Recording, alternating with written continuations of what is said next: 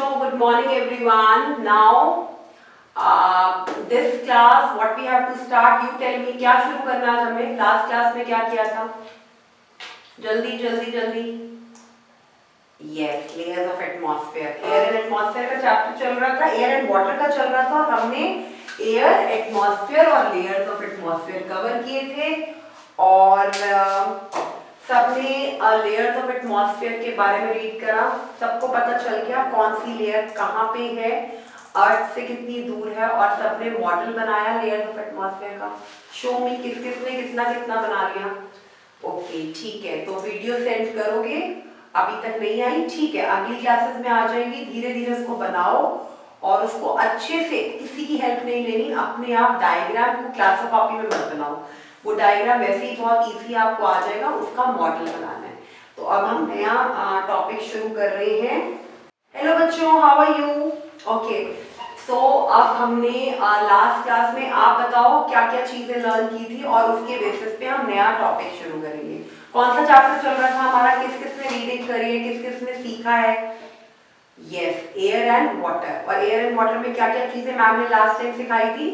Atmosphere. Excellent. और atmosphere में layers of atmosphere. ठीक है, लेयर्स ऑफ एटमॉस्फेयर में 5 लेयर्स हमने देखी. कौन कौन सी लेयर्स हैं? अलग अलग लेयर्स बताई मैम ने. उसकी वो अर्थ से कितनी कितनी दूरी पे और कितनी कितनी, like which is the nearest to earth, कौन सी बिल्कुल ऊपर है अर्थ में जहाँ पे एयर होती नहीं है. ये सारी चीजें, किस लेयर में ओजोन गैस है जो हमें यूवी रेज से प्रोटेक्ट करती हैं, किस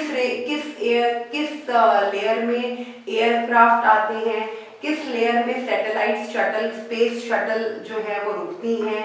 और ये सब चीजें आपको याद होनी चाहिए. आपको 1 वर्ड की फॉर्म में या आपको जैसे 2 मार्कर क्वेश्चंस में ये पूछा जाएगा जब आपके टेस्ट होंगे. ठीक है, तो ये आपको चीजें अच्छे से बाय हार्ट लर्न करनी है, नॉट रीडिंग.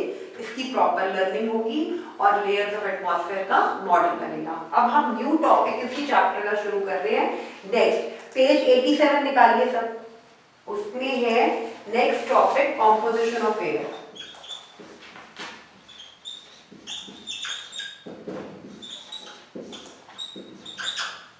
नेक्स्ट टॉपिक हमारा है लेयर्स ऑफ एटमॉस्फेयर के बाद कॉम्पोजिशन ऑफ एयर. एयर सबको पता है. अब आप पूछोगे ma'am what do you mean by composition? Composition means air किन किन चीजों को मिलकर कंबाइन, किन किन एयर में कौन कौन सी गैसेस प्रेजेंट है और किन गैसेस का कंपोज करके, किन किन गैसेस को कंबाइन करके एयर बनी है. तो ये इसका जो डायग्राम है पेज 87 पे, ये सब बच्चों ने अपनी नोटबुक में बनाना है और कलर करना है और लिखना है कि किस गैस का कितना परसेंटेज है, कौन सी गैस कितनी परसेंटेज में एयर में प्रेजेंट है. ठीक है, तो अब हम ये एक बार पढ़ते हैं और मैं इसको समझाती हूँ. ध्यान से समझना. इसमें आपको जो डायग्राम है वो बड़ा इंपॉर्टेंट है. हमने लेयर्स ऑफ एटमॉस्फेयर और कॉम्पोजिशन ऑफ एयर के दोनों डायग्राम्स नोटबुक में बनाने हैं. लेयर्स ऑफ एटमॉस्फेयर का मैं आपको बताना भूल गई थी, वो वाला डायग्राम भी, और ये वाला डायग्राम पेज 78, दिस डायग्राम. ठीक है, अब इसमें हमने सीखना है कि एयर में जो गैसेस प्रेजेंट हैं वो कौन कौन से मात्रा में, कहोगे कौन कौन सी परसेंटेज में, कितनी कितनी गैसेस किस किस परसेंटेज में एयर में प्रेजेंट हैं. अब सब फिंगर रख के बुक में रीड करेंगे. Air surrounding us is a mixture of several gases. जो एयर हमारे आसपास है उसमें बहुत सारी गैसेस प्रेजेंट है. ठीक है, let's find out more about the gases that are present in air. अब एयर में जो जो गैसेस प्रेजेंट हैं उनके बारे में हम देखते हैं. ठीक है, नाइट्रोजन मेन है, ऑक्सीजन. ये जो 2 गैसेस है, नाइट्रोजन जो है बेटा, नाइट्रोजन, ऑक्सीजन, और कौन सी है? Other gases.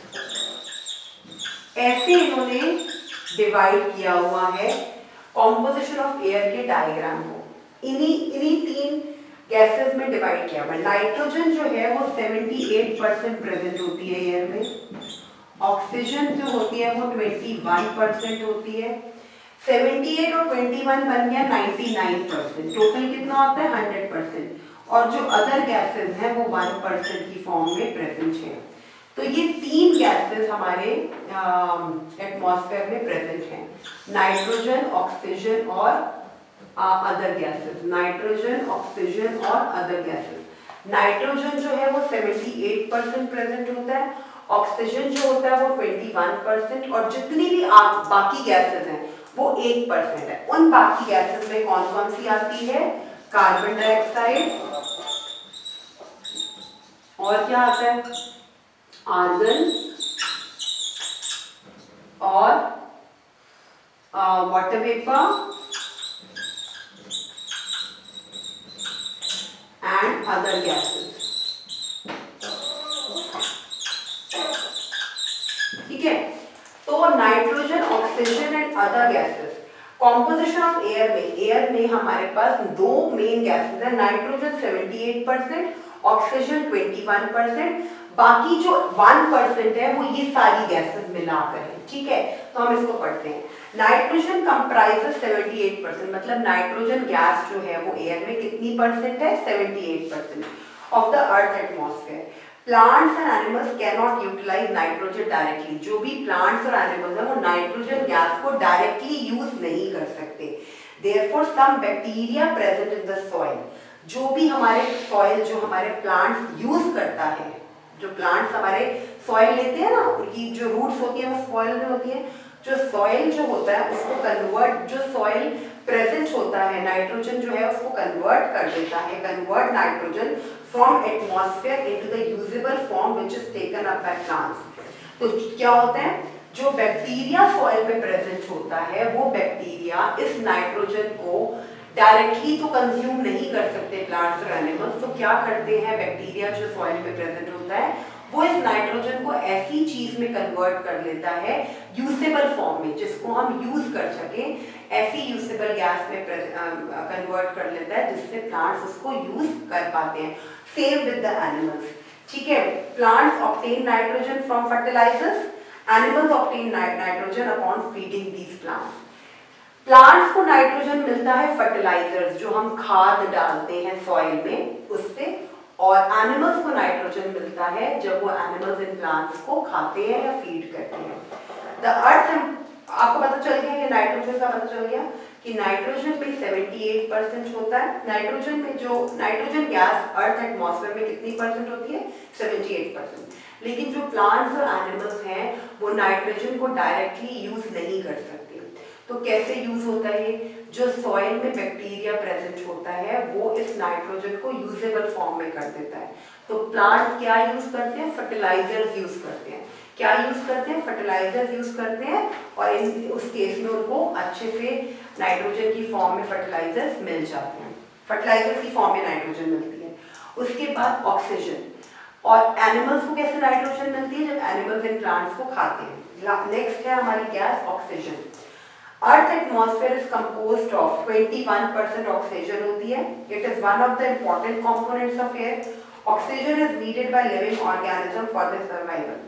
आपको पता ही है जितने भी ह्यूमन बीइंग्स हैं या एनिमल्स हैं, they need oxygen for breathing, और oxygen is very necessary for burning. इसकी एक्टिविटी क्लास में होगी। Oxygen is needed for burning, मतलब जलाने के लिए भी ऑक्सीजन ही चाहिए होती है। आप 2 कैंडल्स लो, उनको टेबल पे रखो, मैम के सामने या किसी अडल्ट के सामने, पेरेंट के सामने ये एक्टिविटी होगी, अकेले में एक्टिविटी नहीं होगी। 2 कैंडल्स लो, कैंडल्स को दोनों को जलाओ, एक कैंडल को ओपन रखो और दूसरी कैंडल के ऊपर कोई भी बीकर या कोई चीज ऐसी रख दो जो उसको कवर कर दे, जो आपको दिखता है। थोड़ी देर बाद आप क्या देखोगे बेटा, जो कैंडल ओपन है वो जलती रहेगी, और जिस कैंडल के ऊपर आपने ग्लास या कोई फ्लास्क रख दिया है वो बुझ जाएगी। उससे क्या प्रूव हुआ कि we need oxygen for breathing, we need oxygen for breathing, at the same time we need oxygen for burning. तो ऑक्सीजन ब्रीदिंग के लिए भी यूजफुल है और ऑक्सीजन बर्निंग के लिए भी, मतलब किसी चीज को जलाने के लिए भी। जब तक ऑक्सीजन नहीं होगी कोई भी चीज जल नहीं सकती। पेज नंबर 88 की डू एंड लर्न एक्टिविटी देखो, जो हैंड्स ऑन ट्रेनिंग है। देखो एक बार इसको,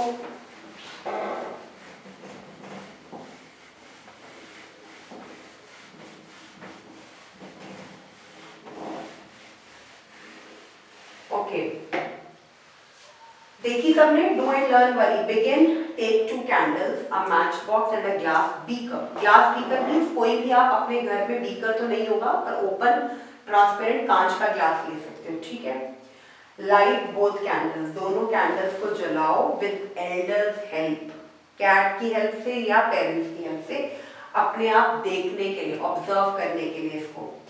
cover one of the candle, जैसे आपको पिक्चर में दिख रहा है वैसे एक कैंडल को किससे कवर करोगे, बीकर से। एक कैंडल को पूरा कवर कर दो।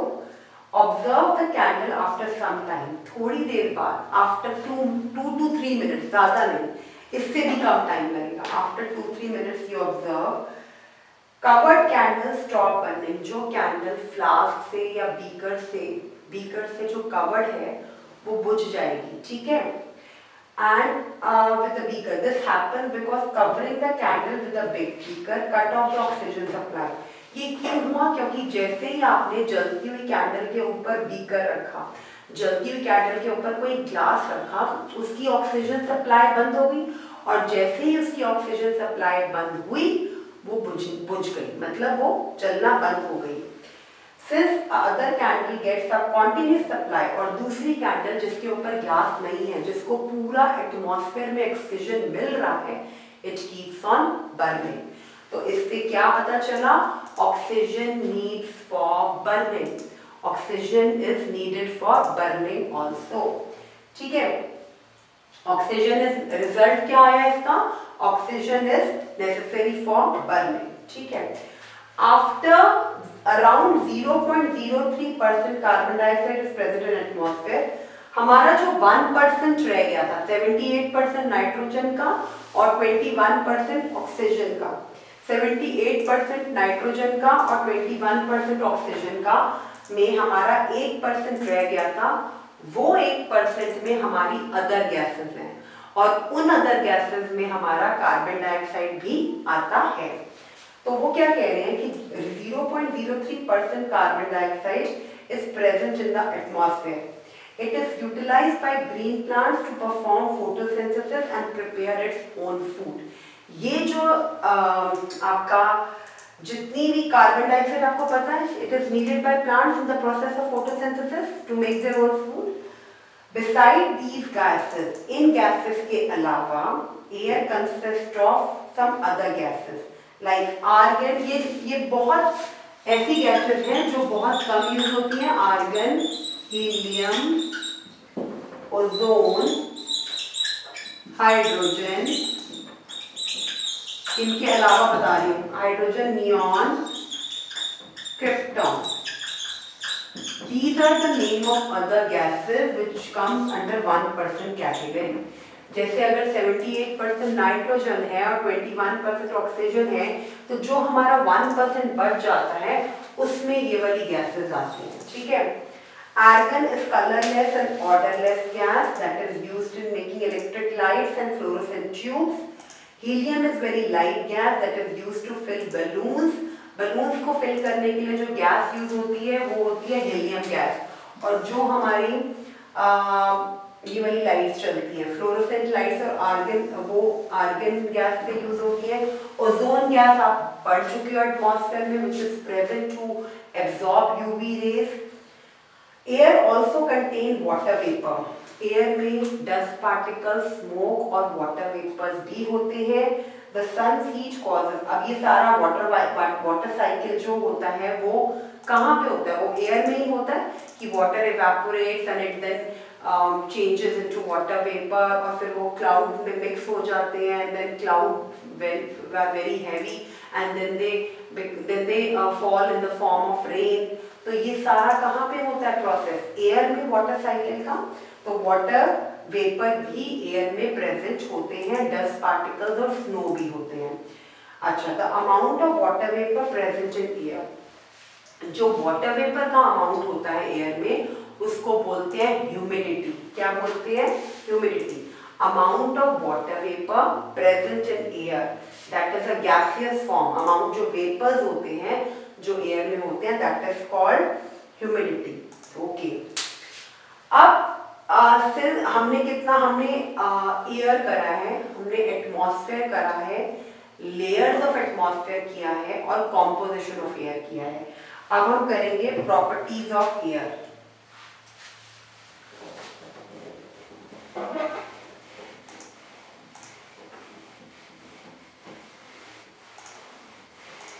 अच्छा, नेक्स्ट है हमारा प्रॉपर्टीज ऑफ एयर।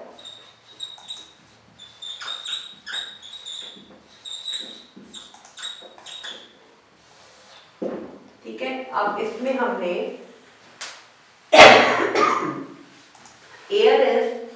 एयर की क्या क्या प्रॉपर्टीज है मेन। एयर की 3 प्रॉपर्टीज हैं। Air occupies space, air has weight, air exerts pressure. First है air occupies space, first property. Second, air has weight. ये मैं पहले भी आपको कुछ चैप्टर्स में क्लियर कर चुकी हूँ, फिर देखेंगे इनकी activities. Air exerts pressure. Okay, air occupies space, air has weight, air exerts pressure. ये 3 इंपॉर्टेंट प्रॉपर्टीज हैं एयर की। एयर इज कलरलेस, एयर को you can't touch, you can't see, you can only feel. So air is colorless, tasteless, odorless. जिसका कोई test नहीं होता, जिसकी कोई स्मेल नहीं होती, जिसकी कोई कलर नहीं होता, वो एयर है। Colourless, odorless and tasteless. It also has some other properties. Let's learn about it. Let's learn. Air occupies space. आप सोच के बताओ, आप कैसे बताओगे कि एयर में स्पेस हो, मतलब एयर जो है वो स्पेस लेती है। जब आप एयर को देख ही नहीं पा रहे हो, जब एयर को आप टच ही नहीं कर पा रहे हो, सिर्फ फील कर सकते हो, तो आप कैसे शो करोगे, कैसे प्रूव करोगे कि एयर जो है, कहीं पे भी एयर जो है वो जगह लेती है। Air is also a matter because it occupies space and it has weight. हमने लास्ट चैप्टर में मैटर के बारे में पढ़ा था कि matter is a substance that occupies space and has weight. मतलब आपके इस हिसाब से air is also a matter. Air is also a matter. तो आप कैसे शो करोगे कि एयर ऑक्यूपाइज स्पेस? सोचो, इसके लिए आपके पास पेज 89 की सबसे ऊपर वाली hands on training, hands on learning की एक्टिविटी है। देखो एक बार फटाफट से। I am giving you 2 minutes, just see it. Do and learn, page 89, first activity, जिससे पता चल रहा है कि एयर ऑक्यूपाइज स्पेस। जल्दी देख के बताओ क्या करना है, उसको रीड करो एक बार अपने मन में। 1 minute।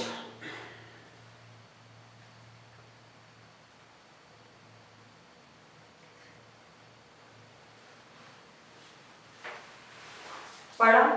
यस। कोई भी सब बच्चे फुटबॉल खेलते हैं, सब बच्चों के पास फुटबॉल है, सबके पास आई नो, ठीक है। एक बॉल में हवा भरी हुई है, एक में नहीं है। बैलून्स ले लो, बॉल ले लो। इनके 2 एग्जाम्पल ले सकते हो। बैलून, एक इन्फ्लेटेड बैलून है जिसको आपने अपने माउथ से हवा भर के उसको इन्फ्लेट किया हुआ है, उसको फुलाया हुआ है, और एक में हवा नहीं है, वो बिल्कुल डिफ्लेटेड है। फुटबॉल या कोई भी बॉल है बड़ी वाली जिसपे हवा भर के इन्फ्लेट करी हुई है बॉल, और एक बॉल में हवा नहीं है, वो डिफ्लेटेड है। तो इसका क्या मतलब हुआ? हवा, दैट इज एयर, जब उस चीज में गई तो वो फूल गई, वो इन्फ्लेट हो गई, मतलब हवा ने अपनी जगह ली। It means air occupies space. और जैसे ही हवा फुस हुई, मतलब वो हवा निकल गई, तो वो डिफ्लेट हो गया। मतलब एयर क्या वेट भी है? अगर आप कोई फुटबॉल लेते हो जिसमें हवा भरी हुई है और ऐसी फुटबॉल लेते हो जिसमें हवा नहीं है, तो किसका वेट होगा? ऑब्वियसली हवा वाला का। तो मतलब एयर वेट भी है और एयर स्पेस भी ऑक्यूपाई करती है।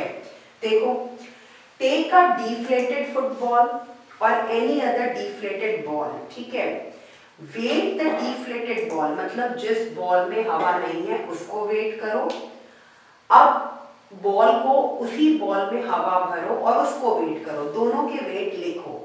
Does the size of the ball change? Yes, obviously yes. जो हवा भरी हुई बॉल है उसका साइज बड़ा हो जाएगा और जिसमें हवा नहीं है वो छोटा होगा। Which ball weighs more? तो आप inflated पे टिक करोगे, रिजल्ट क्या निकला? The inflated football is heavier than the deflated football, या inflated balloon is heavier than the deflated balloon, मतलब हवा भरा हुआ फुटबॉल और हवा निकली हुई football. This is because air we fill in the football. ये क्यों हुआ? क्योंकि जो हवा हमने फुटबॉल में भरी, ये क्यों हुई? क्योंकि हवा जो हमने फुटबॉल में भरी उसने स्पेस ली और उसने उस बॉल को हैवी बना दिया। इट मीन्स एयर स्पेस भी लेती है और एयर की वजह से वेट भी हो जाता है। इसको पढ़ो। सिंस एयर इज मैटर, अभी बताया, since air is matter it occupy space, क्योंकि एयर मैटर है तो ये स्पेस लेती है। When we blow air in the balloon, जब हम किसी गुब्बारे में हवा फुलाते हैं तो वो गुब्बारा फूल जाता है। This is because air we fill starts, जैसे जैसे हम हवा भरते जाएंगे अपने मुंह से या किसी भी मशीन से हवा भरते जाएंगे, उसमें हवा भरती जाएगी और हवा अपनी जगह लेती जाएगी। Air occupies space inside the balloon due to which it grows in size. This shows that air occupies space. ये दिखाता है कि air space लेता है। Air is also used to inflate things like football, tires, जो tires होते हैं, cushions। कभी आपने देखा है मम्मा के पास होता है एक सराना cushions जो आप लेके सोते हो, वो भी, उसमें भी हवा भरी जाती है और हवा निकाली जाती है। तो इन सब चीजों में जिनमें हवा भरी जाती है वो आपके लिए बेस्ट एग्जाम्पल है बताने के लिए कि एयर जो है वो स्पेस लेता है और एयर में वेट भी होता है। फिर नेक्स्ट हमारी प्रॉपर्टी आती है पेज 89 की, जिसकी हैंड्स ऑन नीचे दी हुई है। Air exerts pressure. लास्ट है हमारी प्रॉपर्टी,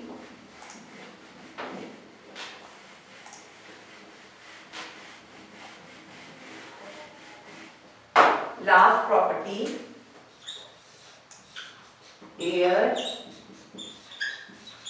एक्सर्ट्स प्रेशर। अब ये प्रॉपर्टी हम कैसे प्रूव करेंगे? देखो, air has weight and pushes everything in all direction. Air में अपना एक वेट है और वो सारी चीजों को पुश करता है सारी डायरेक्शंस में, ठीक है। हवा से ही कोई भी चीज किसी भी डायरेक्शन में आप मूव कर सकते हो। This means air exert pressure. इसका मतलब एयर जो है वो प्रेशर को एक्सर्ट करता है, प्रेशर फैलता है। Air pressure is necessary for many activities like sucking in a liquid through straw. Okay, when you take any liquid thing, कोई भी पानी ले लो या अपनी कोई कोल्ड ड्रिंक ले लो या अपना कोई भी चीज जो आपको ड्रिंक बहुत अच्छी लगती है, उसको आप नॉर्मली माउथ से नहीं, मतलब नॉर्मली पी के नहीं, स्ट्रॉ से सक कर रहे हो।